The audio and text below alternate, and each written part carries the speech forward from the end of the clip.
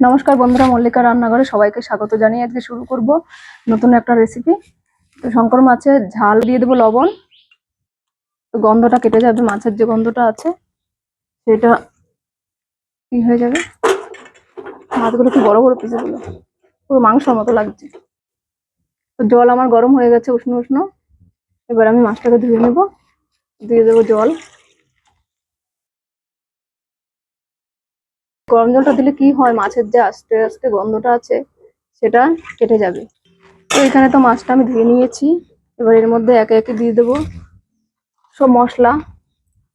এখানে রয়েছে জিরে বাটা, রসুন বাটা, পেঁয়াজ বাটা, লঙ্কা বাটা, কাঁচা লঙ্কা বাটা আর পেঁয়াজ কুচানো আছে। তো এগুলো আমি দিয়ে দেবো এক এক করে। এরকম আবার সব মশলা দিয়ে দিলাম, পেঁয়াজটাও দিয়ে দেবো। তো আলুগুলো কিন্তু আমি ভাজবো না, একবারে দিয়ে দেবো মাছের সাথেই। দিয়ে দিলাম, দিয়ে দেবো টমেটো কুচি।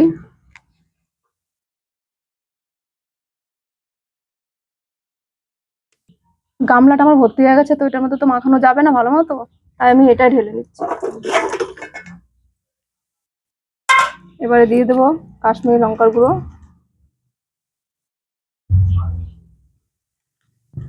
দিয়ে দেবো সরষের তেল,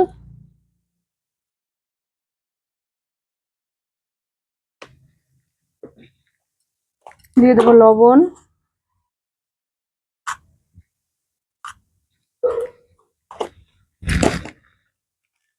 দিয়ে দেবো হলুদ গুঁড়ো দেবো।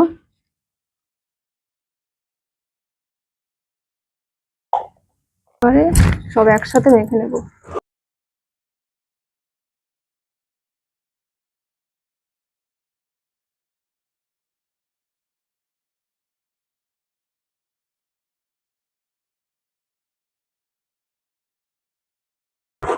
এবার আমি রেখে দেবো আধ ঘন্টা মতো।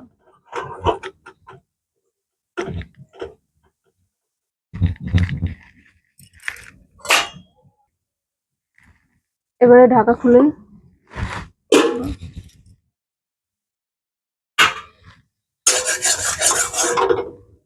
এবারে সব আমি দিয়ে দেবো কড়াইতে।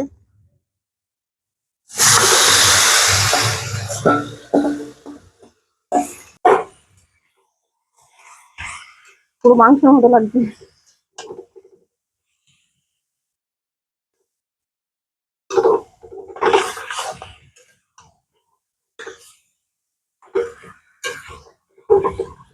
নেড়ে দেবো,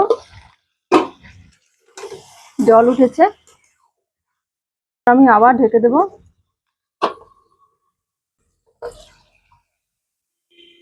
কষানো হয়ে গেছে।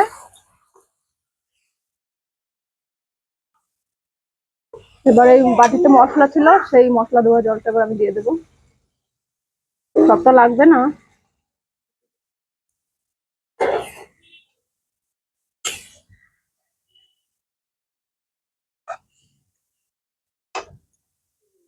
কি এবারে আবার ঢেকে দিই।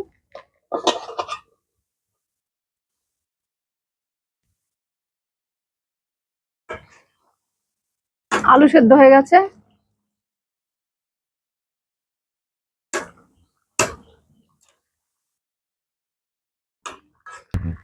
আলু তো সেদ্ধ হয়ে গেছে। এবার যেটা দিয়ে দেবো সেটা হলো গরম মশলা, শাহি গরম মশলা দিয়ে দেবো।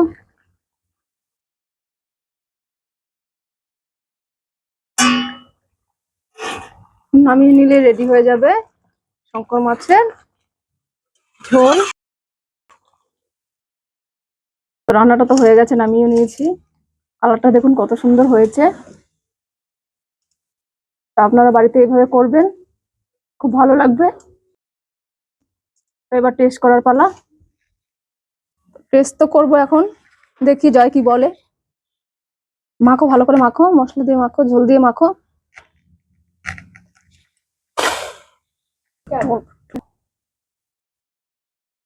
কেমন হয়েছে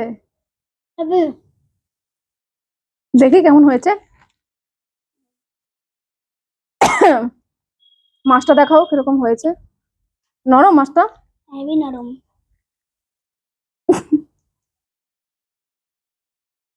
অল্প অল্প দাও, অল্প।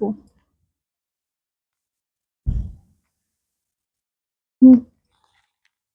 মা আসছে না?